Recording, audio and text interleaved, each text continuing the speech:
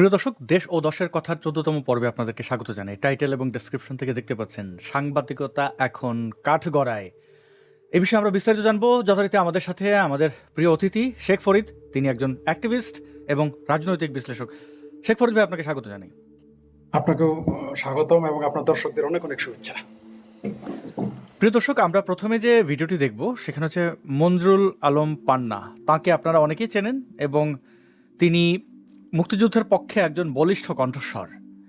এই মুহূর্তে যারাই স্বাধীনতা, মুক্তিযুদ্ধ, বাংলাদেশ এই এই এই বিষয়গুলোর সাথে আছেন এবং খুব দম্ভ নিয়ে শির দ্বারা সোজা করে যারা কথা বলছেন, তাদের মধ্যে অন্যতম পরিচিত মুখ মঞ্জুরুল আলম পান্না। কদিন আগে দেখতে পেয়েছেন তাদের একটি ঢাকা রিপোর্টার্স ইউনিটিতে একটি গোল টেবিল বৈঠক থেকে তাকে সহ আরও বেশ কিছু মুক্তিযোদ্ধাকে আটক করেছে এই ইউনূস সরকার। তাদের একটাই অপরাধ, তারা কেন মুক্তিযুদ্ধকে ধারণ করেন, লালন করেন এবং মুক্তিযুদ্ধ বাংলাদেশের সংবিধানের উপরে যে সকল শকুনের আঁচড় দিচ্ছে সেই আঁচড় প্রতিহত করার চেষ্টা করেছিলেন।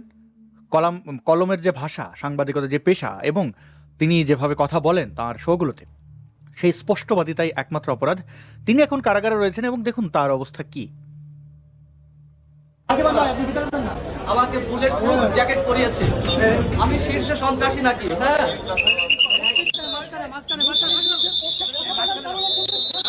তিনি প্রথমে বললেন তাকে বুলেট প্রুফ জ্যাকেট পরানো হয়েছে কারণ মনে করা হচ্ছে তিনি শীর্ষ সন্ত্রাসী টাইপের কিছু একটা, এবং মুক্তিযুদ্ধের পক্ষে তিনি কথা বলবেন। এই কথা শুনেই পুলিশ তার মাথায় যে হেলমেট, সেই হেলমেটের সামনে থাকা সেই সেই আবরণ, এটা কাচের নয়, ফাইবার, যাই হোক, তো সেটাকে চেপে ধরেছে যেন কথা ভেতর থেকে, ওই হেলমেটের ভেতর থেকে যেন কোনো শব্দ বের না হয়। মুক্তিযুদ্ধকে তার এতটাই ভয় পায়। দেখুন,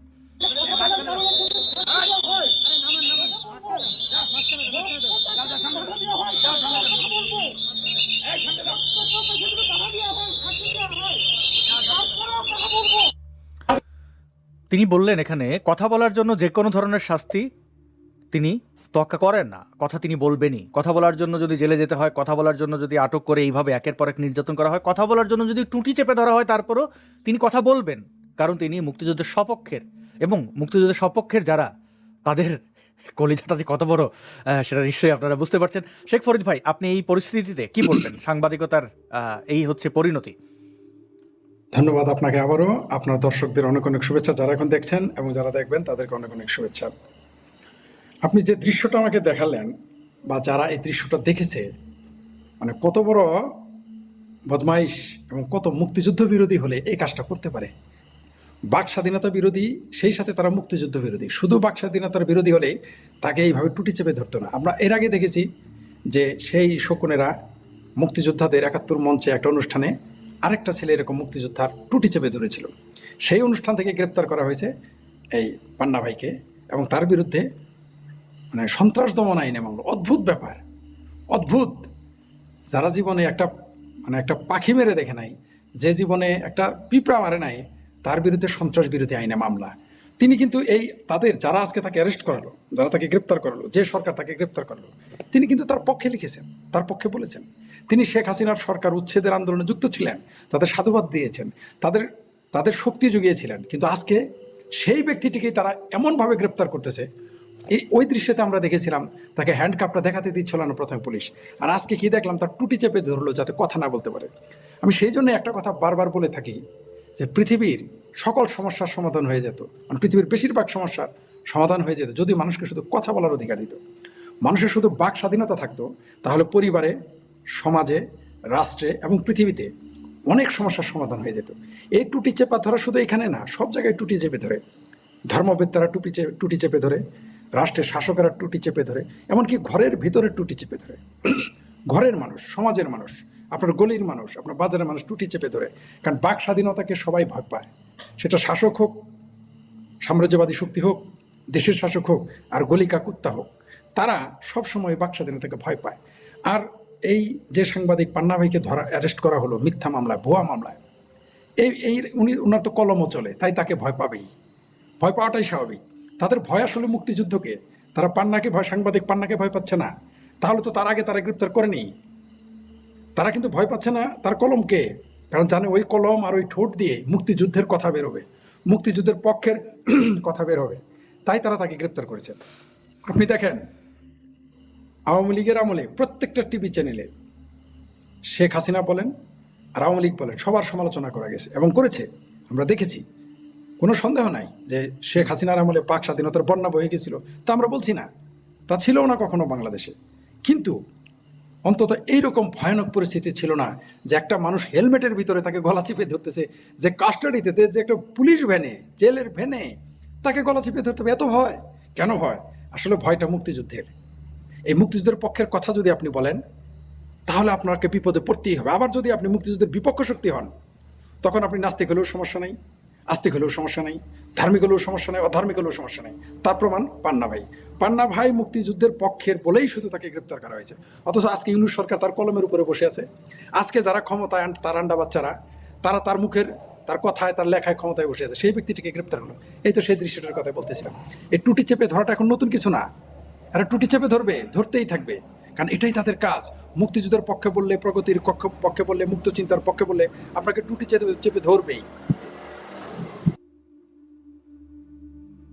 জি, অনেক ধন্যবাদ শেখ ফরিদ ভাই। আমি আরেকটি প্রসঙ্গে, বাংলাদেশের যে অবস্থান বর্তমানে, মানে খাই মানে ধর মার, বাংলাদেশের মানুষকে বলা হচ্ছে জামাত ইসলাম খুব ভালো, জামাত ইসলামের ব্যাপক জনপ্রিয়তা, জামাত ইসলাম হ্যান কারেঙ্গে ত্যান কারেঙ্গে, মানে এই যে এদের আস্ফোরণ। সাধারণ মানুষ কি বলে এই কথা কিন্তু কেউ বলে না। আমরা একটা ছোট প্রতিবেদন দেখে ফেলি।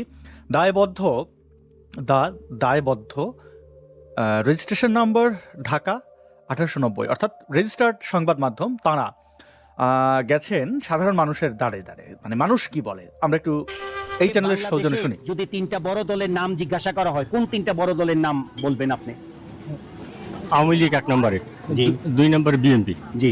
3 নম্বরে এখন জামাত আসতে পারে, কিন্তু আগে ছিল তো জাতীয় পার্টি।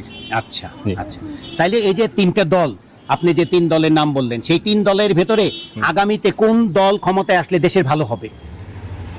যদি আওয়ামী লীগ নির্বাচনে অংশগ্রহণ করতে পারে, জি, তার দেশের জন্য তো আওয়ামী লীগ অনেক কিছু করছে, আচ্ছা এই হিসাবে দেখা যায় আসতে পারে, কিন্তু যদি অংশগ্রহণ না করতে পারে তার ওই দল তো কোনো সমস্যা নেই। আচ্ছা আচ্ছা, আওয়ামী লীগ অংশগ্রহণ করতে পারলো না, সেই ক্ষেত্রে ধরেন যে স্বতন্ত্র প্রার্থী, আওয়ামী লীগের লোকজনই দাঁড়ালো স্বতন্ত্র প্রার্থীতে, সেই ক্ষেত্রে কি হবে? ওই ভোটগুলো ওই স্বতন্ত্র হিসেবে আসবে, স্বতন্ত্র হিসেবে আসবে। আচ্ছা আচ্ছা আচ্ছা আচ্ছা। তা এখন যেটা হচ্ছে যে আপনার ছাত্ররা একটা রাজনীতি দল করেছে, ওটা কি জানেন? ওই দলের নাম বলতে পারবেন? ওই কি জানি আচ্ছা, ওই দলের 2-1 নেতার নাম বলতে পারবেন? ওই যে আছে সাজিদ আলম বলে, আরো একজন ওই যে 3 জন উপদেষ্টা হয়েছে। আচ্ছা জানি। আচ্ছা আচ্ছা আচ্ছা। এখন আপনি তো একজন সচেতন মানুষ, আপনার প্রিয় নেতা কে? আমার প্রিয় নেতা যেহেতু একটা বাবাই করছে, আমার ভাই করছে, আমরা করছি, এই হিসেবে আমরা আগের হিসেবে প্রিয় নেতা শেখ মুজিবুর রহমান। আচ্ছা আচ্ছা। এখন দেশে কি শান্তি আছে? এখন দেশে শান্তি নেই, এখন দেশে শান্তি নেই। কি আছে এখন যার মানে ঘরে যদি নেতা না থাকে, হ্যাঁ শান্তিটা বা কত আসতে পারে। নেতাই যদি দেশে না থাকে, যে দলের নেতা আসুক, মানে নির্বাচন হিসাবে বা দেশের পার্টি হিসাবে যদি যে দল আসুক, তখন একটা স্বস্তিত্ব আসবে। এখন একটা সাধারণভাবে মানুষ বসবাস করে, একজন লোক আসছে দায়িত্ব হিসেবে, তারা হয়তো সবাই তো মানতে চায় না, কেউ মানায়, কেউ মানতে চায় না, এই হিসেবে। যে বাংলাদেশের 3টি বড় দল, কোন 3টা বড় দল, আপনি কাদের নাম বলবেন? এখন তো বলা গেলে 3 জন আছে। হ্যাঁ বলেন। নৌকা, জি। ধানের শীষ, জি। দাঁড়িপাল্লা, 3টা, এই 3টা বর্তমানে এখন আছে। আচ্ছা। আর পরে আবার যদি বাদ দিই নৌকার, ধানের শীষের যদি নৌকারে যদি বাদ দিয়ে দিই, জি, তা এখন থাকবে 2টা। আচ্ছা আচ্ছা, বাস। তাহলে থাকবে 2টা। এখন হ্যাঁ। আগামীতে মানে ধরেন আপনি যে 3টা দল বললেন, এই 3টা দল ইলেকশন করতে পারছে, সেই ক্ষেত্রে কোন দল ক্ষমতায় আসলে দেশের ভালো হবে? এখন চুন খাইয়া মুখ পড়ছে, জি, দইয়ের মাথা দেখলেও ভয় লাগে। এখন যারে আমি মনে করব যে ভালো, যদি ভালো কাজ না করলো, জনগণ তো চায় ভালোর জন্যে, গরিব হোক ধনী হোক সবাই চায় ভালোর জন্যে। এখন বর্তমান সবাই আমি ক্ষমতায় আইলে আমি চাই আমি সার্থকবাজি হয়ে যাই, জনগণের পুটকিও দেখি না। কথাটা বুঝছেন? এই হইলো আমার কথা। এখন আমরা চাবো যেই আসুক যেন ভালো কাজ করুক, জনগণের মনের ভিতরে ঢুকুক, আর ভালোবাসাটা জানি পাক, এই আমি চাই। এলে আমরা ছোটোর থেকে দেখতে আইতাছি ও ভালো করবে, ও ভালো করবে, কেউ ভালো করতেছে না। এই যে আমাদের ছেলেমেয়েরা আওয়ামী লীগকে কীভাবে পাঠিয়ে দিল, বুঝছেন? জি, এই একটা, এটাতে আর কোনো দুঃখ নাই। চাইছিলাম আওয়ামী লীগ থাকবে, ভালো কাজ করতেছে, আওয়ামী লীগ যেভাবে করছে মানে অনেক খারাপ করে গেছে। বাস একটুকি বললাম। আর আমার কোনো, আপনি আগামী নির্বাচনে আপনি তো ভোটার, জি, আপনি কোন মার্কারে ভোট দিবেন? এখন আমার চাবো যে ভালো কাজ হোক, যে বিএনপি হোক, যে জামাতা হোক, আমি চাবো যে চিন্তা ভাবনা করে দুজনের ভিতরে একজনটা আমি ভোট দেব।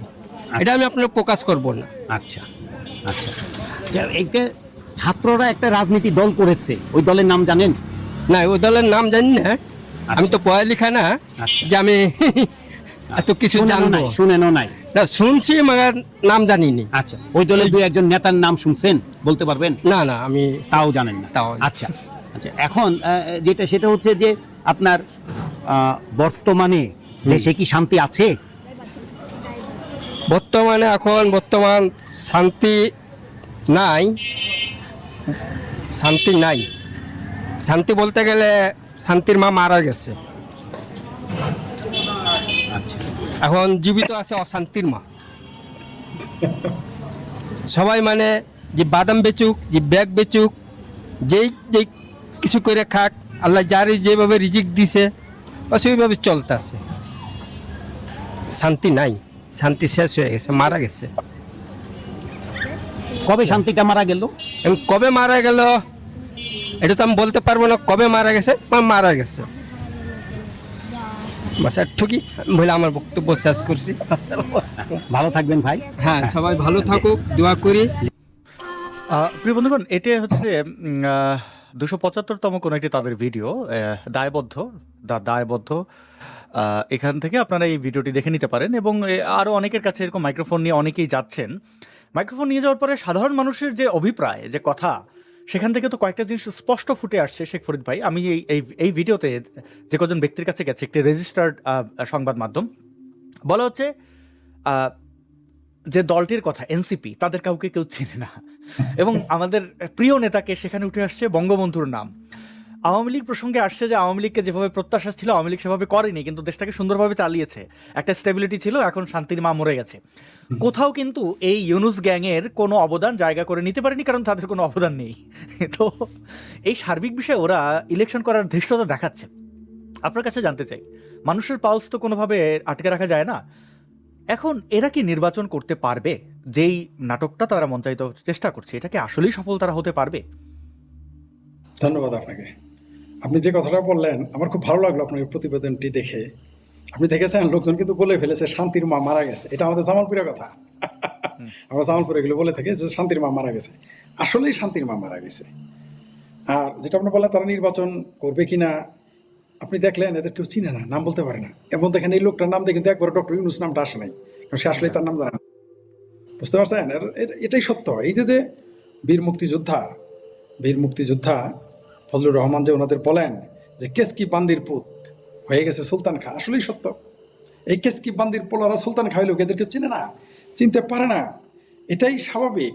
আপনি যদি তারা সত্যিই কিছু করতো, যেটা এর আগের পর্বে আপনি আমাকে বলছিলেন, আপনি তুললেন যে সত্যি যদি ডক্টর ইউনুস ক্ষমতায় না এসে একটা ভালো লোক ক্ষমতায় আসতো, তাহলে মানুষ আওয়ামী লীগকে ভুলে যেত, আসলেই ভুলে যেত। আমি আজকে একটু আগে বিকেলবেলা একটা লাইভে বলে আসলাম সেইখানে যে বাংলাদেশের জনগণ আওয়ামী লীগকে ক্ষমা করে দিয়েছে, এরা টেরই পায় নাই।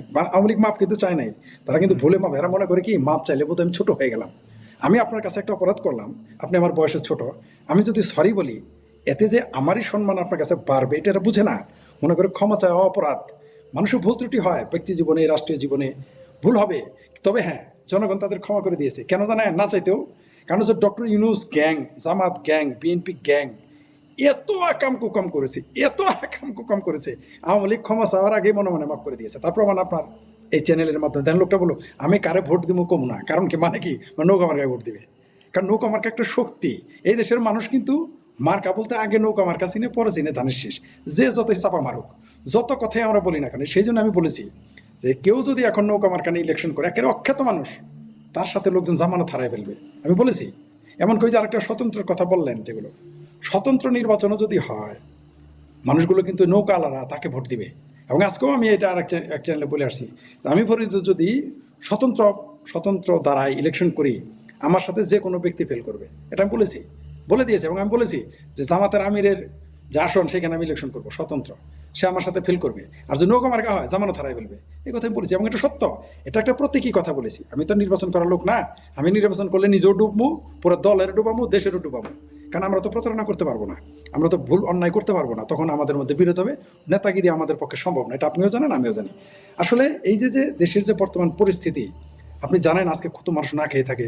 আমি কিন্তু সাধারণ মানুষের সাথে কথা, এই যে লোকের সাক্ষাৎকার নিল, আমি কিন্তু প্রতিদিন তাদের সাথেই কথা বলি, মিনিমাম 20 জন, একটা যেদিন সর্বনিম্ন কথা বলি 20 জন লোকের সাথে কথা বলি, যারা অজপাড়া গায়ে, যারা সাধারণ মানুষ, সাধারণ পেশা, ছোট পেশা, খুবই কম ইনকাম করে, এদের আমি জিজ্ঞেস করি। আজকে তো এক ইলিশ মাছের দোকানদারকে জিজ্ঞেস করেছি, আমি বললাম আপনি বুকে হাত দিয়ে বলেন যে কোনো একটা এলাকার যে কারা কারা আপনার বিক্রি কেমন। উনি বয়স্ক মাঝি, মানে মাছের ব্যাপারী, উনি বলল বাবা রে, ধনী মানুষ ইলিশ মাছ কেনার সাহস পাইতেছে না, গরিব মানুষের তো প্রশ্নই আসে না। কয়েক ইলিশ মাছ গরিব মানুষ কম বেশি খাইতো। তা আমি তাকে ঠাট্টা করে বলেছি যে কাকা বাবু, এখন তো শেখ হাসিনার সরকার নাই, ইলিশ মাছ কই যায়, এমন একটা ভাষা প্রয়োগ করলো, সেগুলো আমি বলতে পারতাছি না, কারণ সেখানে একজন মহিলা উপদেষ্টা এবং ইউনুসের নাম নিয়ে এমন সব স্ত্রী ভাষা বলছে, এগুলো আমাদের পক্ষে বলার সময় ইলিশ মাছের কথা যখন এটা বলছি, মানে সে এবং হেসে দিল, বললো বাবা রে, পরিবেশ কোনো সমস্যা। জনগণ বুঝে নিয়েছে কি বলছে, সেই মাঝি কি বলেছে। খুব ভয়াবহ অবস্থা ভাই। ডাল মানে আলুটা ছাড়া, শুধুমাত্র গোল আলু ছাড়া হেন জিনিস নাই যেগুলো কেনার সাধ্য কারো নাই, এটা সত্য কথা। তাই এই ইউনূস সরকার যে নির্বাচনের কথা বলতেছে, সে নির্বাচন দেবে না, সে তাল বাহানা করে ভাগবে, আর না হয় নির্বাচনে গন্ডগোল বাঁধাবে। আর জামাত যত লাফালাফি করুক, এদের তো কেউ ভোট দিবে না। সেই জন্য তো তারা পিআর করে চরমন হায়ার করছে, ওরাতে গান গাওয়ায় যে তুই গালাগালি কর বিএনপিরে, যাতে নির্বাচন না হয়, বিএনপি আর জামাত যাতে মারামারি করে, তখন বলবো যে এই যে নির্বাচন আর দেওয়া যাবে না। এগুলো পলিসি তারা করতেছে। কিন্তু বাংলাদেশের জনগণ, ওই যে বললেন, ওই যে উনি বললো যে ভোট কারা দিব আমি কম না, বাংলাদেশের মানুষ মনে মনে কি সিদ্ধান্ত নিয়ে আছে, এটা কিন্তু বাংলাদেশে ইউনুসের যে এনজিও, গ্রাম সরকার তো জানেই না, ইউনুসের গোয়েন্দা সংস্থারাও জানে না। জি জি, সেই ঐতিহাসিক ভিডিওটা একটু দেখি। কিন্তু আমার কিন্তু আলুর দাম কিন্তু একেবারেই কম। কি খবর বাঙালি, কেমন আছো? সবজির দামটা বেশি, কিন্তু আমার কিন্তু আলুর দাম কিন্তু একেবারেই কম। চালের দাম বেশি, আলুর দাম কম। মাছের দাম বেশি, আলুর দাম কিন্তু কম। ইলিশের দাম বেশি, আলুর দাম কিন্তু কম। চাউলের দাম বেশি, আলুর দাম কিন্তু কম। সিমের দাম বেশি, আলুর দাম কিন্তু কম। পেঁয়াজের দাম বেশি, আলুর দাম কিন্তু কম। আপনার মনে আছে? জি, আপনার সাইফুর রহমানের সেই কথা মনে আছে, ভাতের বদলে আলু খাইতে, বিএনপির সে আমল বলেছে, মনে পড়ে? আমরা ঘুরে ফিরে একই জায়গায় চলে যাচ্ছি।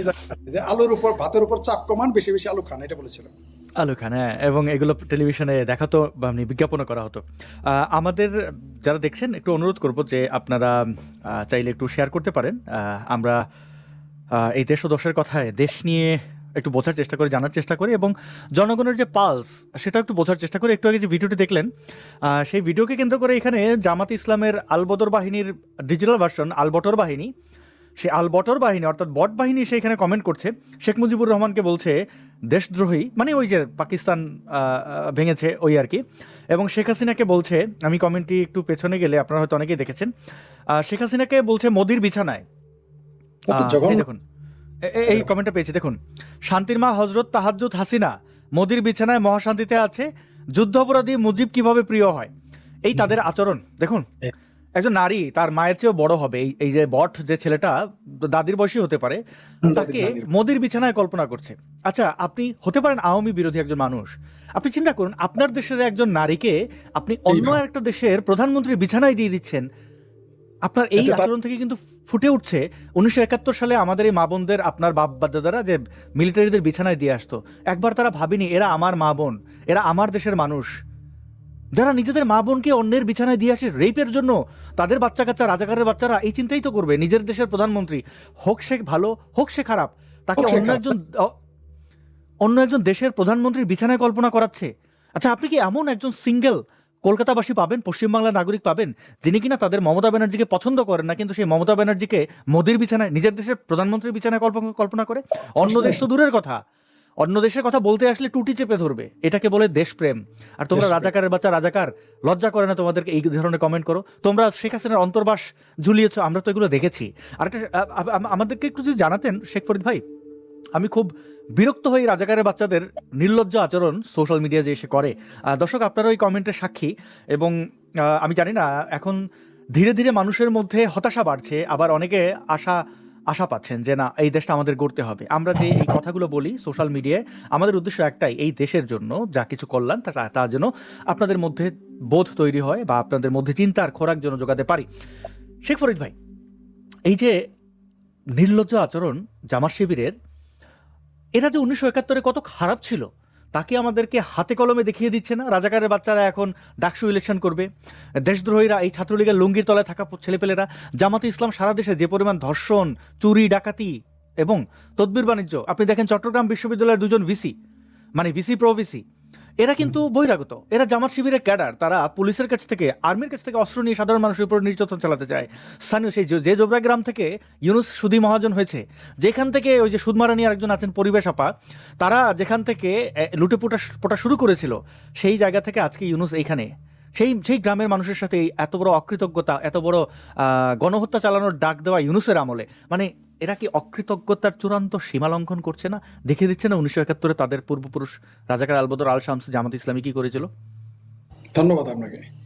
আসলে মানুষ না ভুলে গিয়েছিল বা ভুলে যেতে চেয়েছিল যে 71-এ এদের পূর্বসূরীরা কি কি ঘটিয়েছিল। এরা যে 71-এ বাংলাদেশের নারীদের 1971 সনে যে মুক্তিযুদ্ধের পক্ষে যারা তাদের মা বোনকে, তাদের মাকে, তাদের খালাকে, তাদের ভাগ্নিকে, তাদের ভাতিজিকে গণিমতের মালা ঘোষণা করেছিল, সেটা মানুষ আবার নতুন করে মনে করতেছে। এরা কত জঘন্য হলে, এটা সরসিনার পীর ঘোষণা দিয়েছিল প্রথম, যেটা সারা বাংলাদেশের তৎকালীন পূর্ব পাকিস্তানের সেনাবাহিনী রাজাকার আলবদর আল শামস এবং এই আজকের জামাত ইসলাম, মুসলিম লীগ, তারপর নিজাম ইসলাম এবং আজকের যে শিবির, সেই শিবিরের পূর্ব নাম ইসলামী ছাত্র সংঘ, এরা সেটা বাস্তবায়ন করত। তো এদের চরিত্র তো এমন হবে। আপনি দেখলেন না, ঢাকা বিশ্ববিদ্যালয়ের শিবিরের এক ছাত্র, শিবিরের এক কর্মী বলল যে সে একজন নারীকে, তার সহকর্মীকে, তার ক্লাসমেটসকে বা তার ক্লাসের বড় বোন বা ছোট বোন, তাকে সে গণধর্ষণ করতে চাইল। শুধু গণধর্ষণ করতে চেয়েই সে ক্ষান্ত হয়নি, সে বলেছে যে যারাই গণধর্ষণ সমর্থন না করবে তাদেরকেও গণধর্ষণ করতে হবে। এত বড় জঘন্য পাষণ্ড শিক্ষারা পেয়েছে তাদের রাজনৈতিক নেতাদের কাছ থেকে। আপনাদের একটা কথা বলে রাখি আমি আপনার মাধ্যমে দর্শকদের, বাংলাদেশের যারা জামাত ইসলাম করে তারা কিন্তু শুধু আওয়ামী লীগকে না, তারা নিজেদের সংগঠন ছাড়া, সংগঠনের লোক ছাড়া কাউকে মুসলমান মনে করে না, আজও না। আপনি তাদের সাথে কথা বললে, আধা ঘন্টা কথা বললে বুঝতে পারবেন, তারা মনে করে তারা ছাড়া মুসলমানরাই মুসলমান না। সেখানে শুধু আওয়ামী লীগ না, আওয়ামী লীগ তো মনেই করে না মুসলমান। আওয়ামী লীগেরা যতই নিজেদের মুসলমান জাহির করুক, যতই মসজিদ বানাক, যতই মাদ্রাসার কমিটির সভাপতি হোক, বাংলাদেশে যারা জামাত ইসলাম করে তারা আওয়ামী লীগকে মুসলমান মনে করে না। এমনকি বিএনপিকেও মনে করে তাগুতের শক্তির পিছনে আছে বিএনপি, তারা হারাম কাজ করে, মুসলমান মনে করে না। এটা তারা করছে এবং করবে। তাদের চরিত্রটা প্রকাশ হওয়া দরকার ছিল। আমার কখনো কখনো মনে হয়, মানে কখনো কখনো এত কষ্টের মধ্যে, এত নির্যাতনের মধ্যে, এত বিপদের মধ্যে, এত আপদের মধ্যে আমার কখনো কখনো মনে হয় 5ই আগস্ট আসার দরকার ছিল, প্রয়োজন ছিল। কারণ এই 5ই আগস্ট না আসলে আমরা চিনতে পারতাম না মুখোশের ঢাকা রাজাকার আলবদর আল শামস। আমরা শুধু আগে জানতাম যে রাজাকার আলবদর আল শামস দেশ বিরোধী, পাকিস্তানপন্থী কেবলমাত্র মৌলবীরাই হয়ে থাকে, দাড়ি টুপি আলারে হয়ে থাকে, পাগড়ি আলারা হয়ে থাকে। কিন্তু এবার আমরা অনেক, আপনার আমার মতো কোট টাই পরা, শার্ট পরা, এরকম বহু লোককে আমরা চিনতে পেরেছি। অনেক বিশ্ববিদ্যালয়ের শিক্ষককে আমরা চিনতে পেরেছি। আমরা আগে ভাবতাম কি করে একজন বিশ্ববিদ্যালয়ের শিক্ষক রাজাকার আলবদর, জামাতে ইসলাম, পাকিস্তানের দালালি করতে পারে।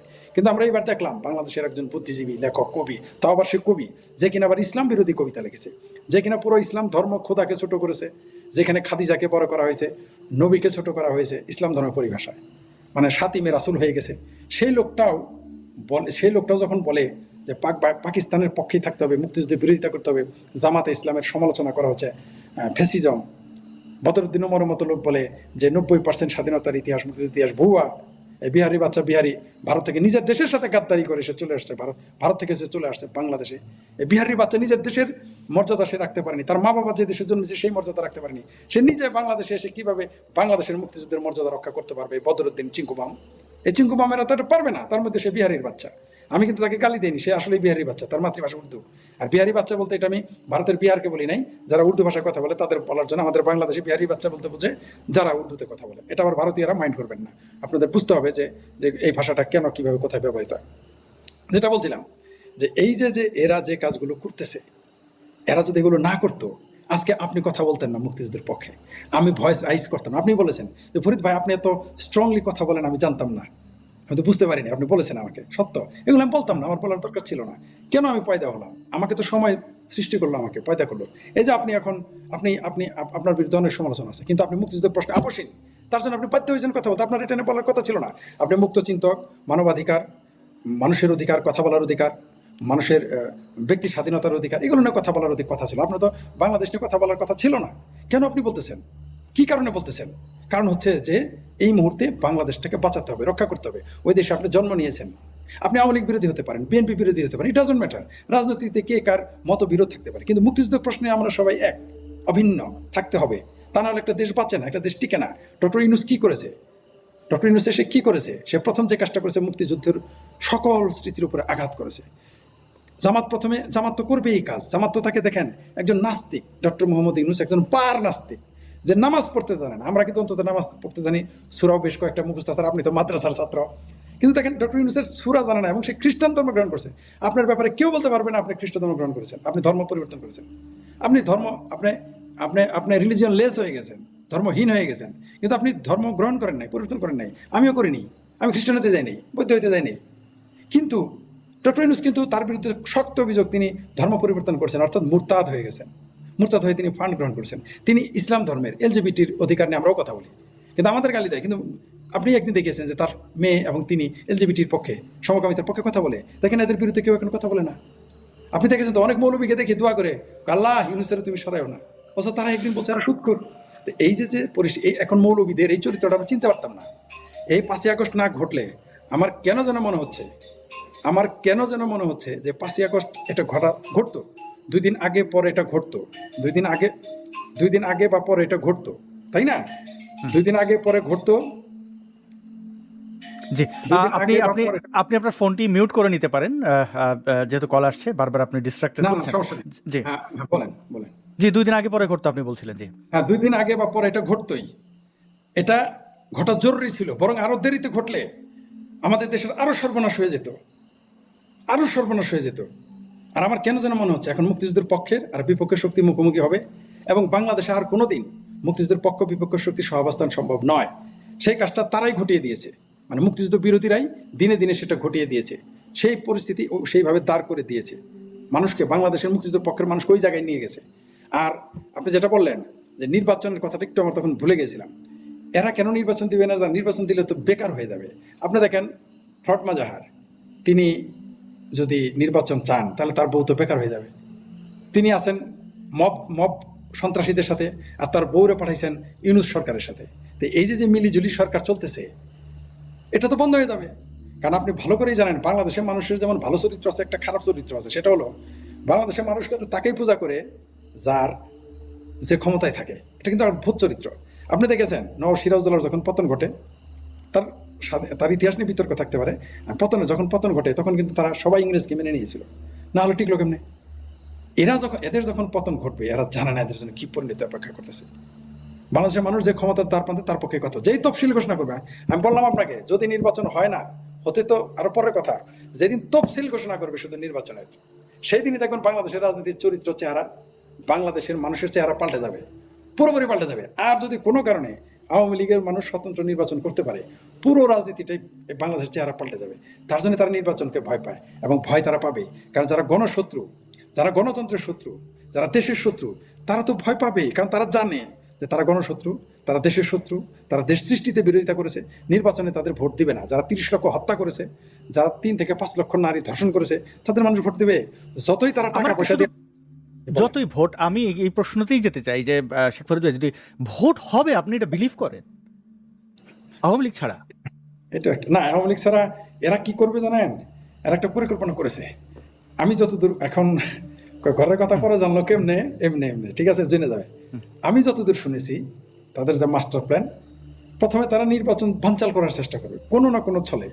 যদি কোনো কারণে বিদেশিদের চাপে, বিশেষ করে ইউরোপীয় ইউনিয়ন কিন্তু ডিসেম্বরের পরে থেকে চাপ দেবে। ইউরোপীয় ইউনিয়ন কিন্তু এখনো নির্বাচনের কথা বলে নেই। ইউরোপীয় ইউনিয়ন ডিসেম্বরের পরে থেকে চাপ দেওয়া শুরু করবে। তো এই চাপটা যদি সামলাতে না পারে তাহলে নির্বাচন দেবে, আর যদি চাপটা সামলাতে পারে নির্বাচন দেবে না। আর যদি নির্বাচন দিতেও হয়, তারা একটা আওয়ামী লীগকে ছাড়া যে কোনো মূল্যে তারা নির্বাচন করিয়ে নিয়ে যাবে। এটা হচ্ছে তাদের প্ল্যান, যারা এখন ক্ষমতায় আছে বা ক্ষমতা ভোগ এবং উপভোগ করতেছে। বাংলাদেশে তো এখন সবাই ক্ষমতায়, আওয়ামী লীগ ছাড়া। অ্যাকচুয়ালি এখন বিএনপি ক্ষমতায়, জামাত ক্ষমতায়, এনসিপি ক্ষমতায়, ইনকালাব মঞ্চ ক্ষমতায়, পিনকালাব মঞ্চ ক্ষমতায়, শিবির ক্ষমতায়, তারপর কি বৈষম্য বিরোধী কি যেন নাম তাদের তো মনে থাকে না। এগুলো যারা আছে আন্ডা বাচ্চা, মানে আসলে তো এক সাপের 4-5 মুখ। এগুলো তো সব স্বাধীনতা বিরোধী। এরা সবাই মিলে এখন ক্ষমতা ভোগ করতেছে। তার জন্যই তো আপনি মব ভায়োলেন্সটা করতে পারতেছেন, মব সন্ত্রাস করতে পারতেছেন। এই কারণেই তো, যদি বিএনপি মব সন্ত্রাসের বিরুদ্ধে থাকতো, কারো বাবার ক্ষমতা ছিল না মব সন্ত্রাস করা, যদি বিএনপি নির্বাচনের সরাসরি পক্ষে থাকতো, তাহলে কিন্তু ডিসেম্বরে নির্বাচন না দিয়ে ইউনূস যেতে পারতো না, বা আরও আগে নির্বাচন দিতে হতো। তো তারপরেও যদি তারা যে কোনো মূল্যে যদি কোনোভাবে ইউরোপ ইউনিয়নকে ম্যানেজ করতে পারে, একটা যেন তেন নির্বাচন দিয়ে চলে যাবে। তারা ভোগ করবে আওয়ামী লীগকে বাদ। এমনকি আওয়ামী লীগের লোকদের তারা স্বতন্ত্র নির্বাচন করতে দিবে না, এটা আমি শুনেছি এবং বিশ্বস্ত সূত্রে শুনেছি। নামগুলো তো সঙ্গত কারণে বলা যাবে না। আমি ঠাট্টা করে বলেছি, ঠাট্টা করে, আপনি জোকিং, উনি শুনতে, আমি জানি উনি আজকে আমার বক্তব্য শুনতেছে। আমি তাকে বলেছি, ভাই আমি এই 2 আসনে নির্বাচন করবো স্বতন্ত্র, এমনি মজা করার জন্য বলছি। 3 বছর সর্বনাশ। আমি বললাম যে ভাই, নৌকা আমাকে তো দিবে না, তো স্বতন্ত্র আওয়ামী লীগও তো থাকবো না, তো আমি স্বতন্ত্র কয়, আওয়ামী লীগও তো আমরা থাকতেই দিব না, এইভাবে বলছে যে আওয়ামী লীগও তো মাঠে থাকতেই দিব না। তিনি কিন্তু কেন্দ্রীয় নেতা, মানে তিনি মন্ত্রী হয়ে যাবেন আগামীতে বিএনপি ক্ষমতা আসলে। বলছে আওয়ামী লীগকে তো আমরা মাঠে থাকতে দিব না। তাই বলছে ভাই তাহলে আমি স্বতন্ত্র থেকে 2টা আসন থেকে নির্বাচন করবো। আমার বলছে, কয় তোর নামতে দিব, তোর নামতে দিব, স্বতন্ত্র কোনো জানে, স্বতন্ত্র মানে আওয়ামী লীগ, কোটার আগে ঝুলাবো, ঝুলায় পিটাবো। কোনো রকম তারা নির্বাচন করে, জামাত যেই যে চিকরাচিকরি করতেছে, সে বিএনপিকে প্রেসারে রেখেছে যাতে কিছু আসন বেশি দেয়। জামাত জানে সে ভোট পাবে না। ওই যে গাল ফোলাম তার কাছে না, ওই যে কি গণঅধিকার পরিষদ 2 অথুক্কু গণ অধিকার পরিষদ 2, যেটা বর্তমান নাম আমজনতা, সেই গাল ফোলা তারেক বলছে যে 50টা সিট জামাতের দিয়ে দেন, আর পিআর করবে না। এটা কিন্তু সে সত্য বলেছে, সে যেভাবে বলে সত্য বলেছে। তো তারা প্রথমে চেষ্টা করবে যে কোনো মূল্যে নির্বাচনে পাশ করে যাওয়ার, কিন্তু জনগণ মানবে কিনা, আওয়ামী লীগ মানবে কিনা, বিশ্ব মানবে কিনা, সেটা পরে। তাদের সকল পরিকল্পনা হচ্ছে প্রথমে পরিকল্পনা নির্বাচন ভেস্তে দিবে। আপনি দেখবেন সাম্প্রদায়িক দাঙ্গা লাগাবে জানুয়ারি থেকে ফেব্রুয়ারি মাসে, বড় সাম্প্রদায়িক দাঙ্গা লাগাবে। আপনি এটা মনে করেন না যে ভারত সরকার এমনি নতুন আইন করতেছে না, যে সংখ্যালঘুরা যদি বাংলাদেশে ভারতে চলে আসে তাদেরকে ভিসা পাসপোর্ট দেখবে না, এখন আর অবৈধ হিসেবে গণ্য করা হবে, এমনি বলে নাই। আমি কিন্তু 6 মাস আগে থেকে বলে আসতেছি যে সাম্প্রদায়িক দাঙ্গা লাগাবে, হিন্দুদের তাড়াবে, সংখ্যালঘুদের তাড়াবে, মুক্তিযুদ্ধের পক্ষে আছে যেখানে শেখ পরিবার লোক থাকতে পারে না। আমি শেখ ফরিদ বিখ্যাত কেউ নেই, ক্ষমতাবান কেউ নেই, অন্তত আমাকে সরিষাবাড়ি থেকে তাড়ানোর কোনো লোক নাই।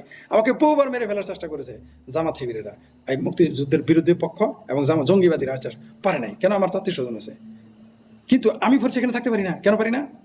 দেশটা এমন একটা পরিবেশ তারা সৃষ্টি করে ফেলেছে, সেখানে কিভাবে সংখ্যালঘুরা থাকবে আপনি মনে করেন থাকতে দিবে?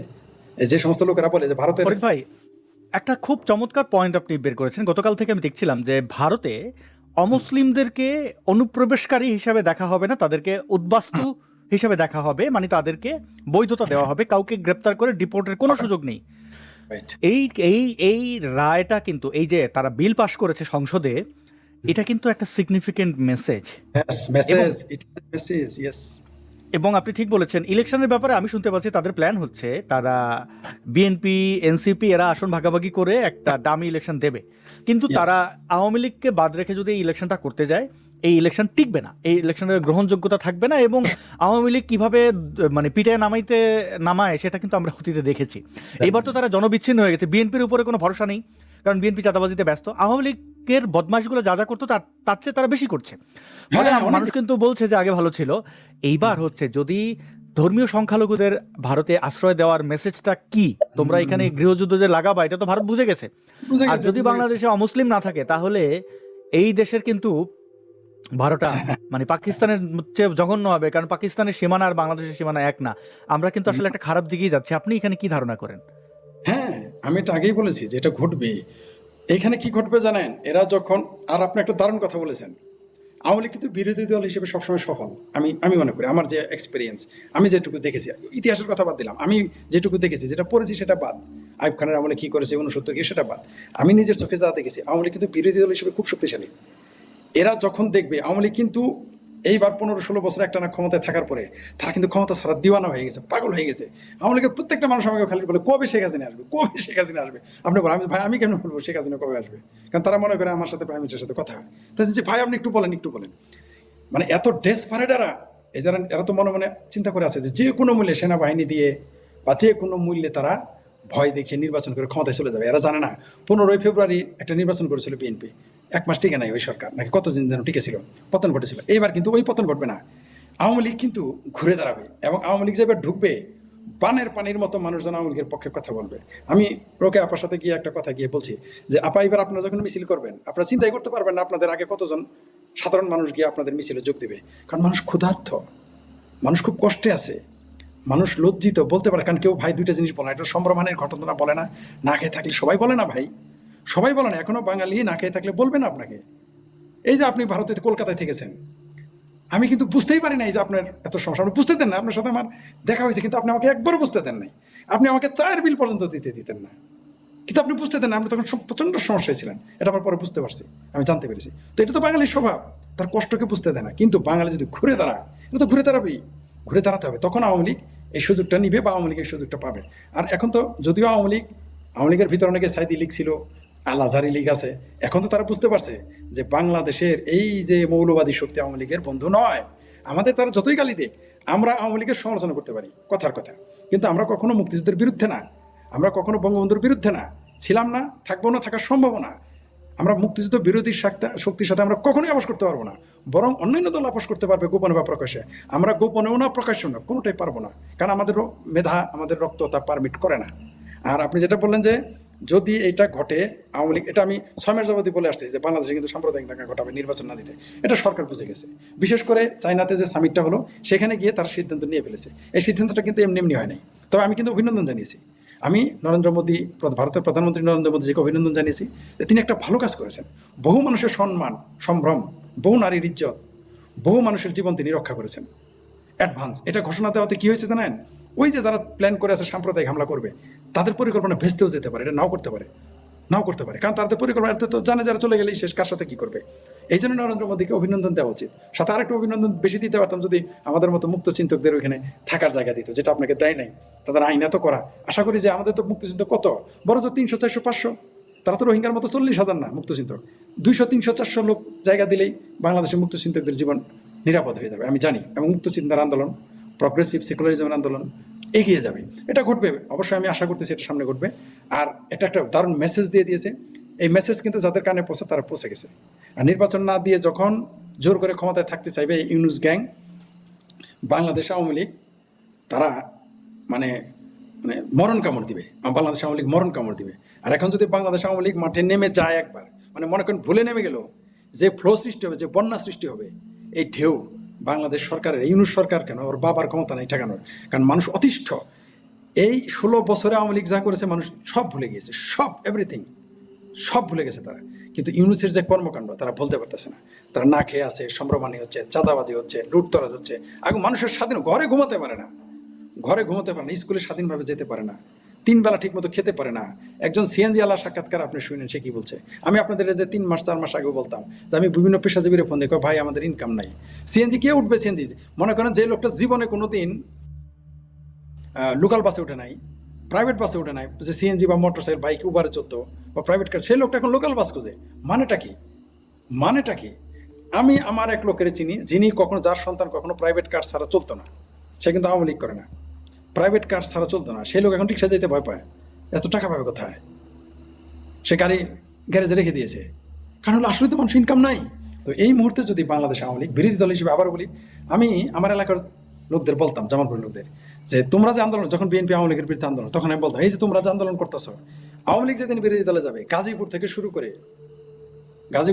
করে এই আপনার ময়মনসিংহ, গফরগাঁও, জামালপুর, নরন্দি, নান্দিনা, আমাদের সরিষাবাড়ি থেকে নিয়ে রেল লাইন তুলে না যমুনা নদীর মধ্যে ফেলে দেবে, থাকবে না। এবং এটা কিন্তু ঘটবে, আওয়ামী লীগ যে কাজটা করবে। আমি বলে দিই আপনাকে, আমি বারবার বলেছি যে বৃহত্তর আন্দোলন শুরু হবে ময়মনসিংহ অঞ্চল থেকে। এটা অনেকে অস্বীকার করে, মানতে চায় না, কিন্তু আপনি দেখেন গাজীপুর থেকে রেল লাইন তোলা শুরু হবে, একেবারে কি আমাদের ওই যে একটা সিরাজগঞ্জের নদী, আমাদের বাড়ির সামনে যে নদী, যমুনা নদী, এই যে 220 কিলোমিটার ওইখানে গিয়ে রেল লাইন তুলে ফেলে দেবে, এটা ঘটবে। এবং আওয়ামী লীগের সেই সক্ষমতা আছে। আওয়ামী লীগ বিরোধী দল হিসেবে আসলেই ভালো, এবং বিরোধী দল থাকলে আওয়ামী লীগ ঐক্য থাকে। সরকারি দলে গেলে আওয়ামী লীগের মধ্যে ঐক্য থাকে না, গণতন্ত্রের কথা বলে না, সংবিধানের কথা বলে না ক্ষমতায় থাকলে, কিন্তু বিরোধী দলে থাকলে তার মনে থাকে। আর ঐক্যবদ্ধ আওয়ামী লীগ কিন্তু আসলেই শক্তিশালী, ভয়ঙ্কর শক্তিশালী। আওয়ামী লীগ যদি বাংলাদেশ আওয়ামী লীগ ঐক্যবদ্ধ হয়, আর নিশ্চিত এর সাথে এবার মুক্তিযুদ্ধের পক্ষের সকল শক্তি একযোগে যোগ দিবে, তখন আওয়ামী লীগ আরো ভয়ঙ্কর হয়ে উঠবে। আপনি দেখবেন এটা ঘটবে, সমূহ সম্ভাবনা। আর যদি তাও না ঘটতে পারে, যদি এই সরকার নির্বাচন না দেয়, জোর করে ক্ষমতায় থাকে, তাহলে 71-এর মতো ঘটনা ঘটে যেতে পারে। আবার সেই বিতরণ, আবার সেই প্রশিক্ষণ, আবার সেই যুদ্ধ। কারণ বাংলাদেশে এই মুহূর্তে এই বাংলাদেশে আর মুক্তিযুদ্ধের পক্ষ বিপক্ষ শক্তি সহাবস্থান প্রায় অসম্ভব, বলবো না সম্ভব, প্রায় সম্ভব না। আর কিভাবে পারবেন আসাদ সাহেব বলেন? যে লোকটা আমার সামনে বলতেছে বঙ্গবন্ধুকে এভাবে গালি দিতেছে, বঙ্গবন্ধু তো আমার রক্তের কিছু না, তাই না? আমি আওয়ামী লীগের কথা বলতেছি, যে লোকটা ডাহা মিথ্যা কথা বলতেছে, তারা দেখলাম কি আমি সহ্য করতে পারবো না। এই যে একটা ছাত্রলীগের এক ছেলের সাথে আমার পরিচয় হয়েছে, সে ছাত্রলীগ এখন যুবলীগ, সে বলছে তার মাকে লাথি মেরেছে আওয়ামী লীগ করার কারণে। আচ্ছা, এই ছেলেটা যখন ফিরে যাবে, তার সময় আসবে, তার সাথে কিভাবে ভাই আপনি সহাবস্থান কি সম্ভব? সম্ভব না, নেভার। এই যে পাকিস্তান বাংলাদেশকে এখন পাকিস্তান বানানোর প্রচেষ্টা যারা চালাচ্ছে, এদেরকে কি আওয়ামী লীগ ছেড়ে দিবে, মুক্তিযুদ্ধের পক্ষ লোক ছেড়ে দিবে? অনেকে হয়তো ভাবে যে আওয়ামী লীগ গিয়ে আবার আগের মতো হয়ে যাবে। আমার কিন্তু তা মনে হচ্ছে না।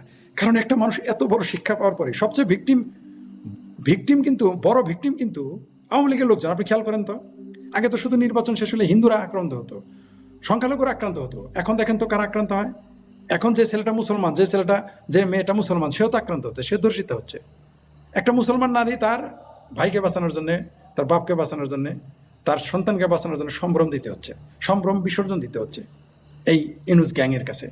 অপ্রিয় হলো, এটা সত্য, এটা হচ্ছে। তো এই মানুষগুলো যখন ঘুরে দাঁড়াবে, এই মানুষগুলো তো আওয়ামী লীগের পক্ষেই থাকবে। আর বাংলাদেশ আওয়ামী লীগ তো এগুলো জানতেছে। আর আওয়ামী লীগ যদি যে বললাম যারা ঐক্যবদ্ধ যখন হবে, এরা সংগঠিত থাকলে এদের সামনে ট্যাঙ্ক কামান কিছুই কুলোবে না। আপনি দেখতে পারবেন সামনে এটা ঘটবে, এবং সহসাই ঘটবে। সহসা বলতে এটা কালকে পরশু তা বলি নাই, যে কোনো সময় ঘটতে পারে। আর নরেন্দ্র মোদীজি এই গেমটা কিন্তু খেলে দিয়েছেন। নরেন্দ্র মোদী কিন্তু রঙের টেক্কা ছাড়েন না এখনো, কেবল রঙের মনে করেন যে গোলাম ছেড়ে দিয়েছে। তারপর রঙের সাহেব বিপি তো আছেই, সবে রঙের গোলাম ছেড়ে দিয়েছে। এরপরে দেখবেন ফুড চেইন কেটে দিবে, তারপরে দেখবেন আকাশপথ বন্ধ করে দিবে, তারপরে দেখবেন কূটনীতি চাণক্য নীতি শুরু। বাংলাদেশের ব্যাপারে এখনো ভারত সরকার কোনো অ্যাকশন নিয়েছে বলে আমার জানা নাই। একটা অ্যাকশন নিল, সেটা হলো এই যে সংখ্যালঘুদের বিনা ভিসা পাসপোর্টে তাদের ইলিগাল ধরা হবে না, তাদেরকে গ্রেপ্তার করা হবে না, অপরাধী মনে করা হবে, অনুপ্রবেশকারী মনে করা হবে না। এই একটা কেবল তাস ছেড়েছে, 52 কার্ডের একটা তাস ছেড়েছে, এবং এটা নরেন্দ্র মোদী খেলবে। আর ভারত আপনি ভালো করেই জানেন যে তারা নিজেদের মধ্যে যত দ্বন্দ্ব থাকুক, পররাষ্ট্রনীতিতে এক, নিজের দেশের এবং ব্যাপারে প্রত্যেকটা জেলায়, প্রত্যেকটা স্টেটে ডিটেনশন ক্যাম্প বানানোর নির্দেশনা এসেছে। ডিটেনশন ক্যাম্প মিনস তুমি যদি এনসিপি মামা যাও, তুমি ডিটেনশন ক্যাম্প, জেলেও তোমার রাখবে না। মানে জেলে অন্য অপরাধীদের সাথে থেকে তুমি মজ মস্তিতে থাকবা না, সকাল বিকেল পেলানি দেওয়ার। মানে ডিটেনশন ক্যাম্প খুব যদি তারা রাজনৈতিকভাবে এটা অপব্যবহার না করুক, সেটাই আমার চাওয়া। এবার একটা শেষ প্রসঙ্গে একটু প্রশ্ন করতে চাই, সেটা হচ্ছে যে আর 1 মাসও সময় নেই, প্রায় 25-26 দিন পরে এই উপত্যকার, মানে এই বাঙালিদেরই না বলে বাঙালিদেরই উৎসব, সবচেয়ে বড় উৎসব শারদীয় উৎসব, সেটাকে যদি হিন্দু বাঙালিরে বলি, তো সেই সবচেয়ে বড় ধর্মীয় উৎসব শারদীয় উৎসব, যেটাকে পশ্চিমবাংলার হিন্দু মুসলিম সবাই সম্মিলিতভাবে এটাকে উৎসবটিকে পালন করে। বাংলাদেশের ব্যাপারটা ভিন্ন, ইসলাম যায় এরকম একটা ইয়ে দিয়ে পূজা টুজা, কিন্তু বাংলাদেশে যেটা হয় হামলা হয়। তো এইবার কি মনে করেন আপনি, দুর্গাপূজা বাংলাদেশের হিন্দু ধর্মাবলম্বীরা ঠিকঠাক মতো করতে পারবেন? এইবার এটা একবার বদমাইশি করবে, জামাতেরা হেফাজতেরা না বদমাইশি করবে। তারা কি করবে জানেন? দেখবেন মন্দির পাহারা দিবে। কাদের কাছ থেকে পাহারা দেবে? মুসলমানদের কাছ থেকে। মুসলমানরা মন্দির পাহারা দেয়। হ্যাঁ, মুসলমানদের কাছ থেকে পাহারা দিবে। তো মন্দির কি হিন্দু ভাঙবে? মুসলমানের কাছ থেকে পাহারা দিবে, কারণ তারা তো জানে তার ভাই চলে আসবে, যে ব্যক্তিটি পাহারা দিবে। তাহলে আমি একটা কথা বলি, আমি মন্দির পাহারা দিয়েছিলাম, সেটা হলো কত মন্দির, ওই যে বাবরি মসজিদ নিয়ে হামলা হলো কত 91 সালে না কত 92, আমার খেয়াল নাই এক্সাকশনটা। ওই যে বাবরি মসজিদ যে ভাঙা হলো, তখন আমরা মন্দির পাহারা দিতে গিয়েছিলাম। আমাদের এলাকার শিব মন্দির, 3টা মন্দির, তো আমরা ভাগ করে নিয়েছিলাম, একদল ওই দিকে থাকবে, একদল এই দিকে। তা আমার ভাগে পড়েছিল শিব মন্দির পাহারা দেওয়া। জগন্নাথ মন্দির আরেকজন পাহারা দিয়েছিল, গাছে ছিল এখানে, আমরা দেখতাম। আমরা যখন মন্দির পাহারা দিতাম, দেখি যে আমগরে পরিচিত লোকজনে আসতেছে মন্দির ভাঙার জন্য। তো আসলেই তো তাই, মন্দির ভাঙতে আসবে কে? আমরা তখন দৌড়াইতাম, চলে যেত। কারণ হিন্দুরা একটা ঘরে ছিল না, বাইরে ছিল না, সব ঘরে পালায় থাকতো, ভয়ে থাকতো। কোনো মন্দির তারা পাহারা দিত না, সুযোগ তাদের ছিল না, ভয় ততস্থ ছিল সেই 92 সাল। তো এইবার কি করবে জানেন, এরা দেখবে যে সামনে তো নির্বাচন ফেব্রুয়ারিতে, মানে তাদের কথায় যদি দেয়, তারা এটা পাহারা দিবে, বিভিন্ন ফতোয়া হাজির করবে। এখন ফতোয়া হাজির করে তারা যেমন ওই যে তালেবানরা এখন ফতোয়া দিছে না যে কাফেরদের কাছ থেকে সহযোগিতা নেওয়া এখন জায়েজ, কিন্তু যেই না বিপদ উদ্ধার হয়ে যাবে তখন বলবে কাফেরকে ঘৃণা করা আর কাফেরের পিছন থেকে কোপ মারা, এটা হলো ফরজ। এই ঠিক ওই কাজটাই করবে। এই মুহূর্তে বিতর্কিত অবস্থান থেকে সেভ পাওয়ার জন্য তারা দেখবেন শিবিরেরা, চরমনায়ের পীর, তারপরে যে হেফাজত, এরা দেখবেন মন্দির পাহারা দেওয়া শুরু করবে। ওই যে এর আগেও দেখছেন না, মন্দিরে গিয়ে কোরআনের আয়াত পাঠ করলো, দেখলেন না এদের ড্রামাগুলো এর আগে দেখলেন না, সেই ড্রামাটা এরা ড্রামা শুরু করবে।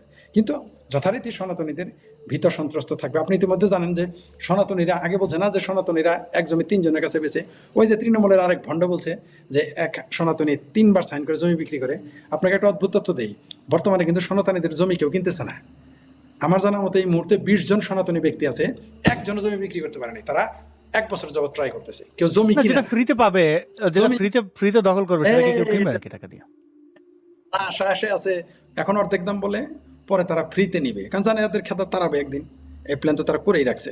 কিন্তু ওই যে জামালপুরের ভাষায় বলি, অত নালি আদেশের না। নরেন্দ্র মোদী যে কিন্তু মেসেজ দিয়ে দিয়েছে এই সনাতনীদের বা সংখ্যালঘুদের অনুপ্রবেশকারী হিসেবে জায়েজ করে দিয়ে মেসেজ কিন্তু দিয়ে যাদের বোঝার সমাজদার কেলে ইশারা বি কাঁপিয়ে এই দক্ষিণ এশিয়ায় খেলা কিন্তু গেমটা কিন্তু মানে নরেন্দ্র মোদী গেম শুরু করে দিয়েছে। নরেন্দ্র মোদী না তো, ভারত সরকার গেম শুরু করে দিয়েছে। এই গেমে বাংলাদেশ কিন্তু খুবই শিশু। ভারত যখন তার কূটনৈতিক চাল দেওয়া শুরু করবে, বাংলাদেশ একেবারেই তার সামনে একটা শিশু খেলোয়াড়। কারণ ভারত এখন আমেরিকার সাথে খেলে, মানে খেলে শব্দটা নিলাম, ভারত এখন চায়নার সাথে খেলে, রাশিয়ার সাথে খেলে, সেই বাংলাদেশ তার কাছে তো শিশু। কারণ এরা বাংলাদেশের মানুষজন এতই বোকা যে সে বলে যে দিল্লি দখল করবে কয়েকজন মোল্লা, যারা লিল্লা খাওয়া ছাড়া বাঁচতে পারে না, মানে লিল্লা না খেলে 7 দিন পরে না খায় থাকবে, সে দিল্লি দখল করতে চায়। আবার বাংলাদেশের রিটায়ার্ড মেজর যে ফজর নামাজ পড়ে, I am sorry to say, আমাকে ক্ষমা করবেন, খুব খারাপ ভাষা বলবো, যে এই ফজর নামাজ পড়ে কাজের মেয়ে, ফজর নামাজ পড়ার আগে কাজের মেয়ের, কম বয়সী কাজের মেয়ে দুধ টিপতে যায়, আবার ফজর নামাজ পড়ে এসে কাজের মেয়ে দুধ টিপতে ঘরে ঢুকে। সেই রিটায়ার্ড করা মেজর রাওয়া ক্লাবের হারামির বাচ্চারা, স্বাধীনতা বিরোধী এবং ভারত বিরোধী হিন্দু বিদ্বেষী চরম এই লোকগুলো বলে যে 4 দিনে কলকাতা দখল করব। যাদের কাজ হলো জীবনে যুদ্ধ করে নাই আর বুড়া বয়সে ফজর নামাজ পড়ার আগেও পড়ে। আমি আবারও রিপিট করতেছি, এগুলো আমি আই উইটনেস, আমি দেখেছি এবং তারা আমাকে বলেছে। আমার যেমন আসাদ নূরের সাথে কথা হয়, আমার যেমন আরব বিখ্যাত ব্যক্তির সাথে কথা হয়, রাজনীতি নেতার সাথে কথা, আমি কিন্তু কাজের মেয়েদের সাথে কথা বলি, তাই এগুলো আমি জানি। এখন বলবেন যে তুমি আই উইটনেস কিভাবে হইলা? আমি বললাম যে তরে যখন গায়ে দিব, কাজের বেটি তার একটা আছে, তারে বলবে একটু ভিডিও কলে আমাকে দেখাই দে। এগুলো দেখাইছে আমাকে, সেই জন্য এগুলো বললাম। তারা যাবে, যারা বন্দুক চালাইতে পারে না, তারা যাবে কলকাতা সাইড। এদের বাচ্চারাও এগুলো হাস্যকর, আমরা জানি। শেখ ফরিদ ভাই একটু দেখেন, এখানে একটা বারবার কমেন্ট করছে রাজাকারের বাচ্চা বটর বাহিনী, বলছে যে ভারত বাংলাদেশে পরিকল্পিত সাম্প্রদায়িক হামলার পরিবেশ তৈরি করার জন্য হিন্দুদের ভিকটিম বানিয়ে নানান নাটক সাজাচ্ছে। আরে বেটা, গাইবান্ধায় রাতের আধারে প্রতিমা ভাঙচুর, গাইবান্ধার সাদুল্লাপুর উপজেলার হামিন্দপুর অর্থাৎ কামারপাড়া এলাকায় দুর্গাপূজা উপলক্ষে তৈরি করা প্রতিমায় আগুন দিয়েছে দুর্বৃত্তরা। এই যে মুসলমান সন্ত্রাসীরা লজ্জা করে না, হিন্দুদের উপরে নির্যাতন করে আবার হিন্দুদের করো। ভারত নাটক সাজানো দরকার আছে নাকি? যে অবস্থা তোমরা করতেছো, এমন মাইটটা খাবারে মামা, বাংলাদেশের মানচিত্র 3 টুকরা হয়ে যাবে, এটা আমি ধারণা করতেছি। এবং কি হবে জানেন, ওই গাজার মানুষের তাও সহযোগিতা পায়, মানে কেউ কেউ টাকা পয়সা দেয়, লিল্লা মিল্লা সদকা মদকা দেয়। এখন সদকা উঠবো না সামনে। শুনেন এরা কত বড় বদমাইশ জানেন? এরা কবে না জানি বলে ফেলে, সম্ভবত আপনার চ্যানেলে বলেছিলাম যে মাদ্রাসায় যে বলৎকার হয় না, এটা বলে ফেলতে পারে ভারতের সরকার। এটাও একদিন বলে ফেলবে যে মৌলবীরা যে বলৎকার করে তালেব এলেমদের, এটা ভারত করা, এটা একদিন বলবে তারা। এমনকি যে আপনার চ্যানেলেও বলেছি যে 5ই আগস্টকে একদিন তারা বলবে, লিখে রাখেন, এবং আপনার চ্যানেলে এটা থাকবে আমি জানি। 5ই আগস্টের কথা বলবে একদিন, যেদিন তাদের সকল ষড়যন্ত্র ব্যর্থ হবে, মুক্তিযুদ্ধের পক্ষের শক্তি যে কোনো মূল্যে ক্ষমতায় যাবে, সেই দিন তারা বলবে 5ই আগস্ট ঘটেছিল, এটা ভারত করিয়েছিল, ভারতের করে। এখন তো এক একজন স্টেক হোল্ডার, ল্যাংটা সুলেমান ফ্রান্স থেকে বলে আমি স্টেক হোল্ডার, সাংঘাতিক ইলিয়াস ইউটিউবার আমেরিকা থেকে বলে আমি স্টেক হোল্ডার, তারেক রহমান বলে সে স্টেক হোল্ডার, আবার কি আবার মাহফুজ, এই সান্ডা মাহফুজকে ডক্টর ইউনুস আমেরিকা নিয়ে বলছে এই হলো মাস্টার মাইন্ড, জামাত বলে সেই সব করাইছে, কত মাস্টার বিপিনুর কয় আমি করাইছি। তো এইগুলো দেখবেন এই যে আমার বলি, স্পষ্ট বলতেছি, আমি রিপিট করতেছি, যেই দিন এই 5 তারিখের জুলাই সন্ত্রাসীদের সকল আয়োজন ব্যর্থ হবে এবং আওয়ামী লীগ সহ মুক্তিযুদ্ধের পক্ষর শক্তি আবার ক্ষমতায় বসবে এবং যাবে তো বটেই। 2 দিন আগের পরে বাংলাদেশ আওয়ামী লীগ ক্ষমতায় যাবে, কারো বাবার ক্ষমতা নেই টাকাইতে পারে, কারো বাবার ক্ষমতা নেই, সেই দিন এরা বলবে 5ই আগস্ট ঘটিয়েছিল ভারত এবং র। তার প্রমাণ হিসেবে কি ধরবে যে শেখ হাসিনা কিভাবে জীবিত গেল, তারা বাচ্চায় নিয়ে গেল কেমনে, এই জন্য নিয়ে গেছিল। ঘটনা ঘটায় বাংলাদেশ যখন ভারত ঢুকে পড়বে না, তখন বলবে ভারত বাংলাদেশ দখল করার জন্য 5ই আগস্ট ঘটাইছিল। একে লিখে রাখেন, এটা বলবে। তবে আপনি যেটা বললেন, এই যে বললেন যে মামাদের কপালে খুব দুঃখ আছে, মামা না খালি চাচা, খালু, ফুপা, সবার কপালে দুঃখ। এই মূর্খ সবচেয়ে দুঃখ কি জানেন, আমরা কিন্তু বুঝতে পারতেছি। অর্থাৎ মনে করেন আমরা মানে আবহাওয়ার অগ্রিম সংকেত দিচ্ছি যে ঝড় আসতেছে, এরা নীরবে ঘুমোচ্ছে, আমরা পারি না। আমি জানি আপনি কানাডা আমেরিকাতে ঘুমোতে পারেন না দেশ নিয়ে। যেদিন ওরা দেশ শেখ নিয়ে ফরিদ ভাই, যেদিন ওরা 7 সিস্টার্স নিয়ে হুমকি দিছে, আমি ওই দিন থেকে আমি আমার দেশ নিয়ে চিন্তায়। তো ওদের তো মানচিত্র গেলে কিছু যায় আসে না, ওরা তো শুধু দালালি করবে। 1971-এ দেশকে ভালোবাসে। জি, এই যে ব্রিটিশ আমল থেকে ওরা কিন্তু এই জামাতি, এরা ব্রিটিশের দালাল ছিল। আবার এই যে বাংলাদেশি, আপনি চিন্তা করেন, এরা উর্দু ভাষীদেরকে তারা আইডল মনে করে, তাদের গান গজলগুলো দেখেন উর্দুর চর্চা, মানে ওরা বাঙালি হয়ে বাঙালিকে পছন্দ করে না, ওদের বাপ যে ভাষায় কথা বলে ওই ভাষায় কথা বলবে। এবং আপনি দেখেন এদের এদের এদের প্রত্যেকটা জায়গায় ওদের ওদের ওদের এই যে নামগুলো দেখেন, রাজাকার, আল বদর, আল শামস, কেন সূর্যচন্দ্র আর স্বেচ্ছাসেবী, এটা বাংলায় বললে অসুবিধা কি? তোর আল বদর আল শামস মানে তুই কেন বাংলায় বিশ্বাস করস না? তো এই সেই রাজাকারের বাচ্চারা দেখেন আইসা বললো 7 সিস্টার্স ভেঙে ফেলবে বা খেয়ে ফেলবে। তো ভারত যদি তার 7 সিস্টার্সকে আর একটু স্ট্রং করে, ওটা চিকেন নেক রে যদি সে এলিফ্যান্ট নেক করে, আমি তো এটা দোষের কিছু দেখি না, কারণ আপনি তারা থ্রেট করবেন অকারণে। তো সে তো চাইবে। পৃথিবীর কোন দেশ এই যে রাশিয়া ইউক্রেনের ভূমি দখল করে নিচ্ছে না, থামাইতে পারছেন আপনি? না, এটাও পারবো না। সেম ঘটনা ঘটবে, সেম ঘটনাটাই ঘটবে।